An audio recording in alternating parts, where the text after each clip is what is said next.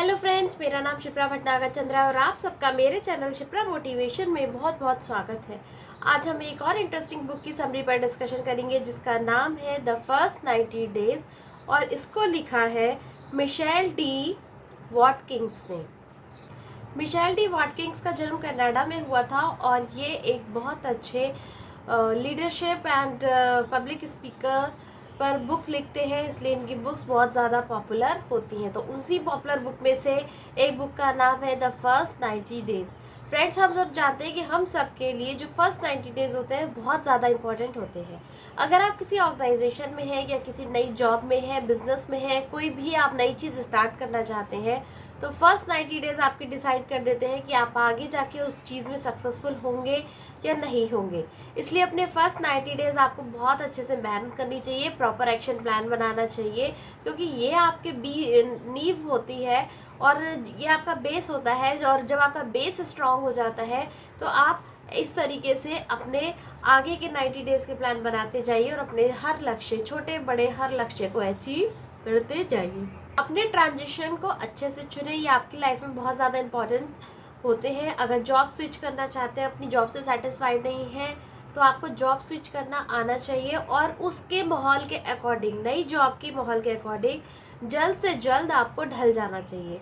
अगर आप ऐसा नहीं करेंगे तो आप हमेशा दुखी और परेशान रहेंगे, नए माहौल के अकॉर्डिंग ढल नहीं पाएंगे, नई चीज़ों को, नए लोगों को जल्दी समझ नहीं पाएंगे और हमेशा फ्रस्ट्रेटेड रहेंगे।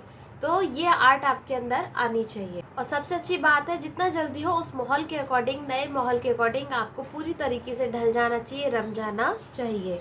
सबकी लाइफ में ट्रांजिशन बहुत ज़्यादा इम्पोर्टेंट रोल प्ले करते हैं। तो इस बुक को पढ़ने के बाद आप अपने फर्स्ट 90 डेज को अगर अच्छे से प्लान कर लेते हैं तो आप अपनी लाइफ में हर सक्सेस को अचीव कर सकते हैं। इस बुक में बेसिकली फर्स्ट 90 डेज की ही प्रोग्रामिंग के बारे में बताया गया है कि कैसे आप फर्स्ट 90 डेज को प्रोग्राम करें, कैसे उसके अकॉर्डिंग एक्शन प्लान बनाएं, किस तरीके से आप अपने हर छोटे बड़े गोल को, जॉब को स्विच कर कंफर्टेबली आगे मूव ऑन कर सके। तो ये बुक आपको ज़रूर पढ़नी चाहिए, ये आपके करियर ग्रोथ में और आपकी सक्सेस में बहुत ज़्यादा हेल्प करेगी। इस बुक को राइटर ने 10 पार्ट्स में डिवाइड किया है, मतलब इसमें टोटल 10 चैप्टर्स है और हर चैप्टर अपने आप में बहुत इम्पॉर्टेंट है और हर चैप्टर में अलग अलग लोगों की स्टोरीज़ के एग्जाम्पल के थ्रू उन्होंने आपके प्रॉपर एक्शन प्लान को समझाने की कोशिश करी है कि किस तरीके से अपने हर चैप्टर को अच्छे से एक्सप्लेन किया है। तो इस बुक को आपको ज़रूर पढ़ना चाहिए। तो यहाँ पर मैं आपको जस्ट कुछ पॉइंट्स बताऊंगी कि कैसे 10 पॉइंट हैं और 10 पॉइंट में उन्होंने क्या क्या एक्सप्लेन करना है, पर डिटेल नॉलेज के लिए आपको ये बुक ज़रूर पढ़नी चाहिए।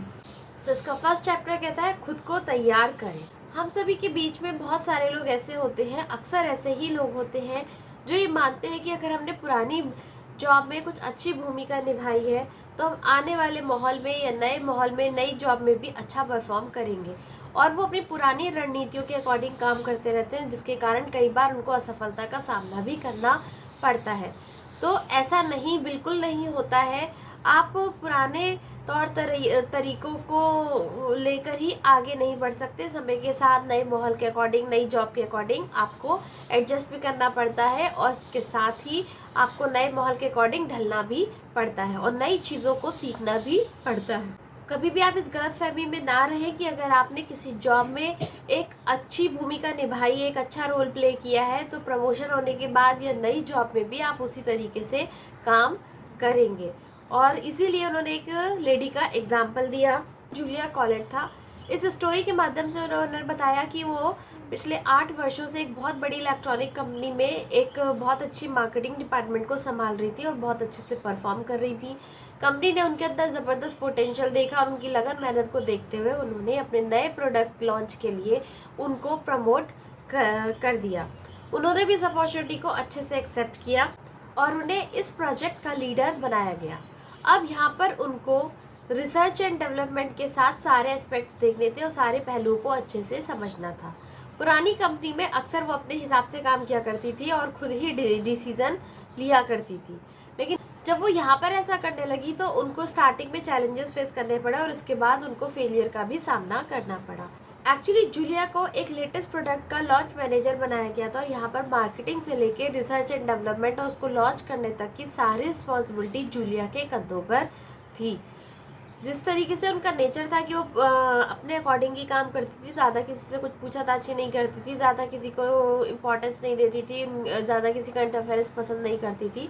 तो जब उन्होंने ऐसा करना शुरू किया तो स्टार्टिंग में तो कुछ लीडर ने कोई ऑब्जेक्शन नहीं किया, लेकिन बाद में जैसे-जैसे प्रोडक्ट लॉन्च होने की डेट नज़दीक आई तो उनके और उनके एम्प्लॉयज़ के बीच में, उनके टीम मेंबर्स के बीच में वाद विवाद शुरू हो गया और उन्हीं की टीम के 2 लोगों ने उनकी काबिलियत पे शक करना शुरू कर दिया, जिसकी वजह से प्रोडक्ट लॉन्च में तो डिफ़िकल्टी आई ही आई। आपस में मतभेद होने के कारण प्रोडक्ट कायदे से अच्छे से लॉन्च भी नहीं हो पाया। इसी के साथ उनको वापस से उस नए प्रमोशन को छोड़कर कंपनी ने उनको वापस अपने पुराने वाले प्रोजेक्ट पे ही वापस बुला लिया। तो फ्रेंड्स, अक्सर यही होता है कि हम में से बहुत सारे लोगों को ऐसा लगता है कि हम जो कर रहे हैं वो सही है, हम नए एनवायरनमेंट के अकॉर्डिंग बिल्कुल ढलना नहीं चाहते, जो कि बिल्कुल गलत होता है। तो इस बुक के चैप्टर में स्पष्ट रूप से बताया गया है कि नए माहौल के अकॉर्डिंग जितना जल्दी हो उतना जल्दी हमें एडजस्ट कर लेना चाहिए। और वो जिस प्रोडक्ट की कमान संभाल रही थी उसकी लीडरशिप किसी दूसरे को सौंप दी गई। तो फ्रेंड्स, किसी भी प्रोजेक्ट के सक्सेस का यही मंत्र होता है कि सबको साथ लेकर चलिए और सभी चीज़ों पर अच्छे से ध्यान दीजिए। अगर आपको लॉन्ग टर्म में सक्सेस को अचीव करना है तो आपको नए माहौल के अकॉर्डिंग और नई जॉब के अकॉर्डिंग जल्द से जल्द ढलना होगा। हमेशा ये ध्यान रखें कि प्रमोशन और कंपनी स्विच करने में काफ़ी फ़र्क होता है। जब आप प्रमोट होकर अपने किसी नए अपनी एक कंपनी से दूसरी अपनी ही कंपनी के किसी अपर लेवल के प्रोडक्ट पे जाते हैं तो कंपनी की एक्सपेक्टेशंस भी आपसे बहुत ज़्यादा बढ़ जाती हैं और वो उम्मीद करता है कि जिस तरीके से आपने उनको पहले रिजल्ट दिया है उसी तरीके से आगे भी आप उनको प्रॉफिट देंगे। लेकिन जब आप कंपनी को स्विच करते हैं तो आपको वहाँ के कल्चर को, वहाँ के स्टैक के साथ बना के चलना चाहिए। सबसे पहले खुद को थोड़ा सा समय दीजिए ताकि आप चीज़ों की बारीकियों को समझें, कंपनी के इंफ्रास्ट्रक्चर को समझें और उसके बाद वहाँ के एम्प्लॉय एनवायरनमेंट को समझें, वहाँ के बेस फाउंडर को समझें कि किसकी वजह से कंपनी में ग्रोथ हुई, क्या हुआ। सारे एस्पेक्ट समझने के बाद आपको एक वो माइंडसेट होना चाहिए कि यहाँ नई कंपनी में आपको बहुत कुछ सीखना पड़ेगा और बहुत सारे लोगों के अकॉर्डिंग काम करना पड़ेगा। तो फ्रेंड्स, अपना माइंडसेट हमेशा खुद को चेंज करने वाला रखिए, समय के अकॉर्डिंग बदलते रहिए और आगे बढ़ते रहिए और ग्रो होते रहिए। अब आते हैं इसके चैप्टर 2 पे। अपनी लर्निंग को फास्ट कीजिए। नए माहौल पे जाने के बाद आप जितना जल्दी वहाँ की चीज़ों को सीख जाएंगे उतना ही आपके लिए अच्छा रहेगा। लर्निंग इज मोस्ट इम्पॉर्टेंट की टू सक्सेस। जितनी जल्दी आप नई चीज़ों को सीख जाएंगे उतनी जल्दी आपकी सिक्योरिटी आपकी बनी रहेगी, उतने ही आपका फियर कम हो जाएगा और आपका इनसिक्योरिटी कम हो जाएगी। इसलिए अपने फोकस को बनाए रखिए। फालतू की गॉसिपिंग में या नए माहौल में कई बार लोग पॉलिटिक्स का शिकार हो जाते हैं क्योंकि बहुत सारे लोग नहीं चाहते कि आप उनकी जगह लें या उनके बीच में आके अपनी पहचान बनाए। तो वो सारे लोग इनसिक्योर हो जाते हैं तो आपको कई बार भ्रमित करने की कोशिश करते हैं। इसलिए अपना फोकस अपने काम पर फोकस रखिए, फालतू चीज़ों पे टाइम वेस्ट मत कीजिए और लर्निंग जितना अच्छा आप करेंगे उतना अच्छा आपको रिजल्ट मिलेगा। उसी के अकॉर्डिंग 90 डेज का एक्शन प्लान बनाइए और जितना जल्दी सीखेंगे उतना जल्दी ग्रो करेंगे। एक अच्छा लीडर वही होता है जिसका ऑब्जर्वेशन बहुत अच्छा होता है, जो कंपनी में चल रही बारीक से बारीक चीज़ों को भी अच्छे से ऑब्जर्व करके उसके अकॉर्डिंग अपना एक्शन प्लान बना लेता है। जल्दबाजी में कभी कोई एक्शन ना ले, इससे आपको लेने के देने पड़ सकते हैं। तो हर काम सोच समझ कर डिसाइड कीजिए, उसके बाद कोई डिसीजन लीजिए। सीखने की डिज़ायर रखिए क्योंकि सीखने वाला व्यक्ति हर बारीकी को सीख लेता है और हर नई कंपनी में अपनी एक अलग ही पहचान बना लेता है। उस एरिया पे भी फोकस करिए कि किस एरिया में आपको जल्दी सफलता मिल सकती है, आपकी स्ट्रेंथ क्या है, आपकी वीकनेस क्या है, उन सब का भी ध्यान रखिए और अपनी स्ट्रैटेजीज को परिस्थितियों के साथ मैच करिए। इस बुक में स्टार्स मॉडल के बारे में बताया गया। थर्ड चैप्टर स्टार्स चैप्टर को एक्सप्लेन करता है। स्टार्स का मतलब होता है स्टार्टअप में एंट्री लीजिए। स्टार्टअप में एंट्री करते समय आपको नए लोगों के साथ रिलेशनशिप बनाना पड़ेगा। टी मतलब ट्रांसफॉर्मेशन, यानी कि आप अपने आप को बदलने के लिए तैयार रहिए। जितनी जल्दी आप वहाँ के माहौल के अकॉर्डिंग ढल जाएंगे, वहाँ की चीज़ों को सीख लेंगे, उतना तेज़ी से ग्रो करने में आपको मदद मिलेगी। और जितना ज़्यादा आप सॉल्यूशन पे फोकस करेंगे, आपकी प्रॉब्लम सॉल्व होती जाएगी और आपके प्रोजेक्ट बाय डिफ़ॉल्ट अपने आप ही सॉल्व होते चले जाएंगे।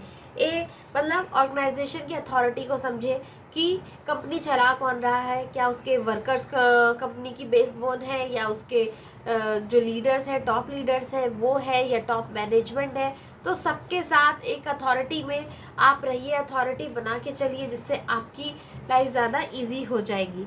इसी के साथ आर का मतलब होता है रीबिल्ड करें। रीबिल्ड करते समय भी आपको बहुत सारे चैलेंजेस फेस करने पड़ेंगे। अपनी रेपुटेशन को रीबिल्ड कीजिए, लोगों के साथ अच्छे रिलेशन को रीबिल्ड कीजिए, कंपनी को रीबिल्ड करिए, और इस समय सब लोगों को अपने साथ लेके चलिए। जितना ज़्यादा आप लोगों में भरोसा करेंगे, लोग आपके उतने ही काम आएंगे।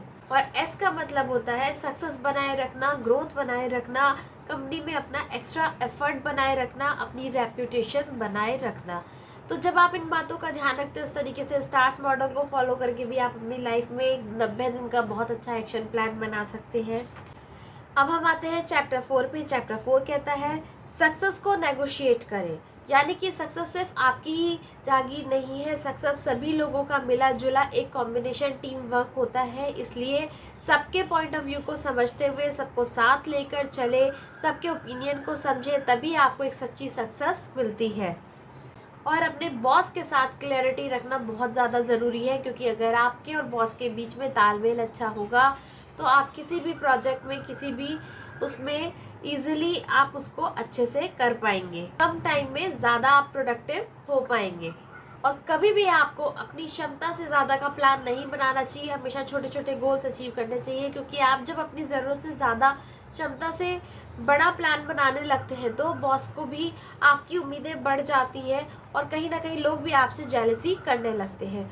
तो आप छोटे माइलस्टोन को पार करते हुए फिर किसी बड़ी चीज़ को अचीव करिए। तो धीरे धीरे जब आपकी लोगों की नज़रों में आते हैं तो आप लंबे समय तक बने रहते हैं, और बॉस से भी आपके रिलेशनशिप स्ट्रांग रहते हैं। और बॉस को भी पता है कि आप धीरे धीरे ग्रो कर रहे हैं, तो बॉस भी आपके ऊपर ज़्यादा वर्कलोड नहीं डालेंगे, ज़्यादा एक्सपेक्टेशंस नहीं रखेंगे।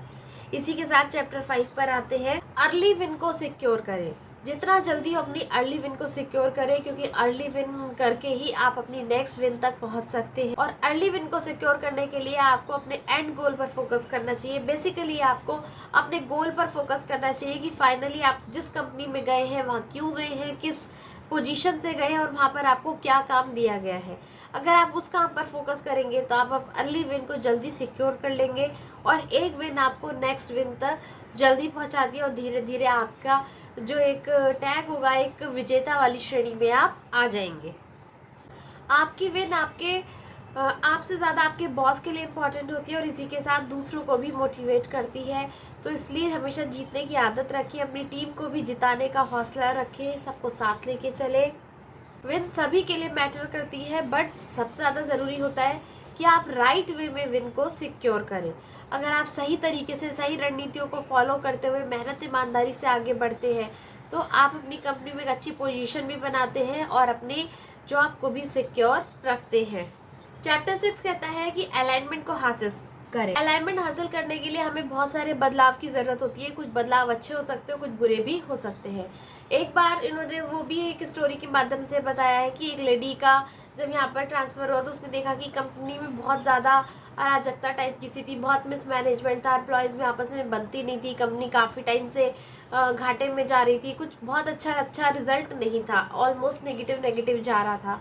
तो उस लेडी ने अपने जो उनके लीडर थे उनसे कहा, अपने बॉस से कहा कि सर हमें कंपनी में कुछ बदलाव करने चाहिए। स्टार्टिंग में तो बॉस रेडी नहीं हुए, लेकिन बाद में एग्री हो गए, और फिर धीरे धीरे उस लेडी ने उस पूरी कंपनी की कमान अपने हाथों में ले ली, धीरे धीरे बदलाव करने शुरू करे। कुछ एम्प्लॉयज़ को वहाँ से हटाया जो बहुत लंबे समय से वहाँ पर थे, कुछ लोगों को प्रॉफिट विन में भेजा, कुछ लोगों को लॉस विन में भेजा। इस तरीके से एक दूसरे थोड़ा ट्रांसफ़र करा। जो ऑफिस में पॉलिटिक्स चल रही थी उसको थोड़ा सा हटाने की उसने कोशिश करी, वहाँ का माहौल थोड़ा सा बदला, प्रोडक्टिविटी लाई थोड़े से काम में, उसमें एफिशिएंसी बढ़ाई। तो धीरे धीरे कंपनी 1 साल में, जो इतने बुरा हाल था कि कंपनी में एम्प्लॉयज़ में आपस में झगड़े होते रहते थे, यूनियनबाजी होती थी, लेकिन एंड में जब वो साल के एंड में जब धीरे धीरे उसने छोटे छोटे चेंजेस करे तो उसको बहुत अच्छा रिजल्ट मिला और कंपनी भी प्रॉफिट में चली गई।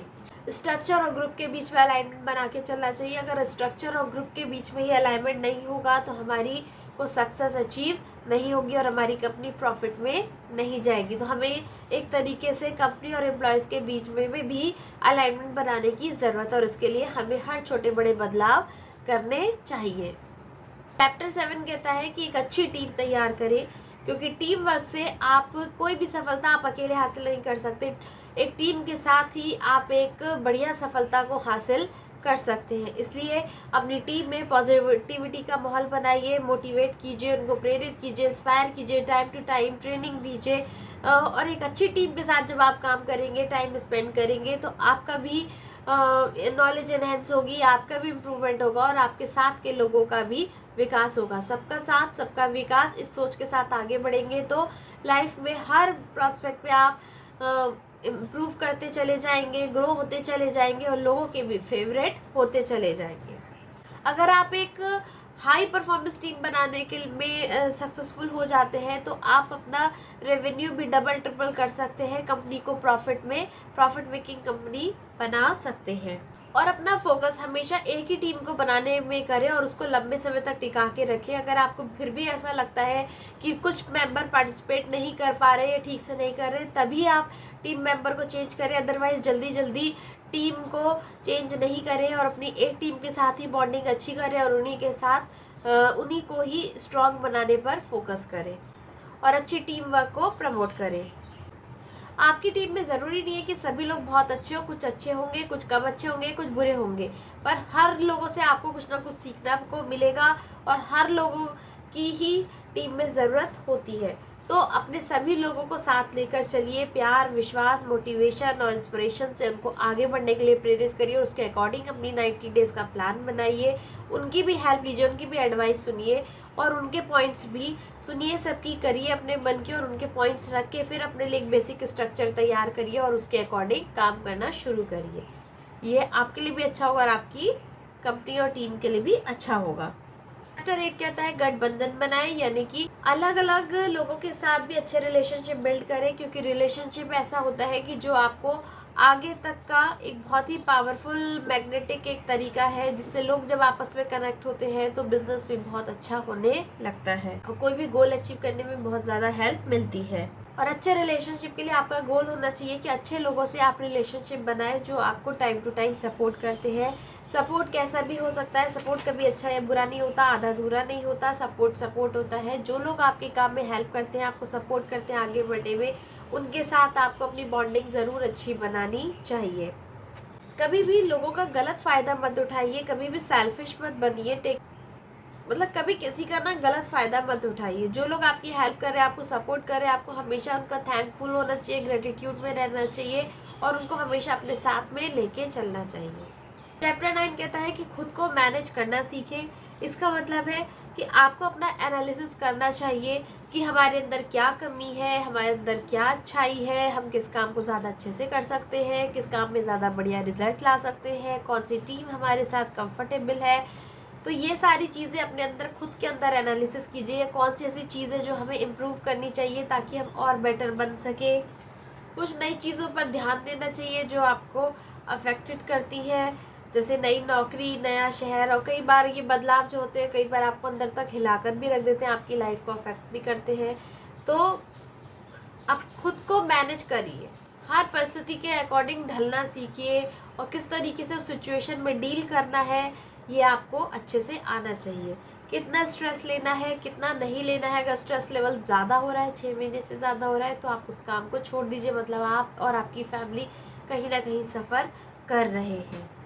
इसलिए खुद को मैनेज करने के लिए पर्सनल डिसिप्लिन पर भी फोकस कीजिए और पर्सनल डिसिप्लिन पर फोकस करने के लिए कुछ पॉइंट्स पर फोकस होना बहुत ज़्यादा ज़रूरी है। सबसे पहले कि आप वर्क साइकिल को पूरा करने पे ध्यान देते हैं। क्या आप एक रात पहले बैठ के अपना एक्शन प्लान बनाते हैं कि कल का हमारा क्या क्या काम रहेगा, क्या टास्क रहेंगे, कौन सा वर्किंग शेड्यूल रहेगा? क्या आप ऐसे डिज़ाइन करते हैं?